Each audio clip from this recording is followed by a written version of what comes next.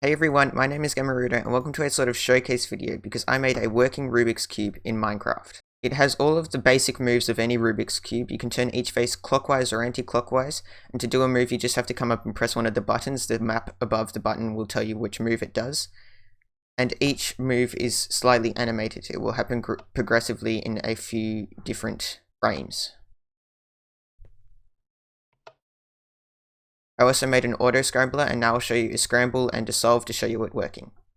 So basically what the Scrambler does is it just picks a random move and then executes that move, and it does this 20 times, giving a fairly normal scramble. It's not an official Rubik's Cube scramble because sometimes in official scrambles it turns a face 180 degrees, which I can't do with the system that I use, but it's good enough for the purposes of this.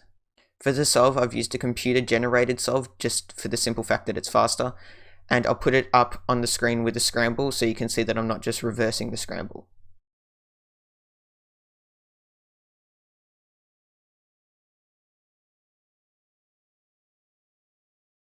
So as you can see, it works just like a normal Rubik's Cube. You can scramble it, solve it, you can even make patterns on it if you so wish.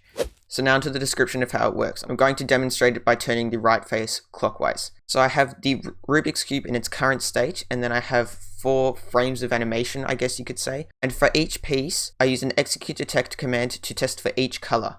Then whichever color comes out as positive will fill in its corresponding piece on each of the different frames. So the frames will have all of the colors filled in, and then I load the needed section of that frame to the current Rubik's Cube to make it look like it is animated turning. After the move is completed, I just reset each of the frames of animation so they're prepared for the next one. Here are all of the different frames. So I've got 3 for the X-axis, 3 for the Y-axis, and 3 for the Z-axis, as well as 1 for the end of the rotation, which works with all of them. I did try a couple of other methods. I was originally going to use a test for block command, but that one I would need to test for the output as well using a separate command, whereas with the execute detect command I could do it all in one line. I also tried cloning each piece into the frames as opposed to filling it, which would have made it less dependent on what block is in there. You could have put any block in there and it would have worked.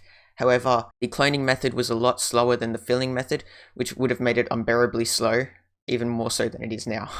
For the Scrambler, I basically take the output of a clock every 3 seconds and repeat this 20 times. Each time I take the output, it randomly selects one of the 12 moves, so one face and either clockwise or anti-clockwise, and then since it repeats itself 20 times, we get a fairly good scramble.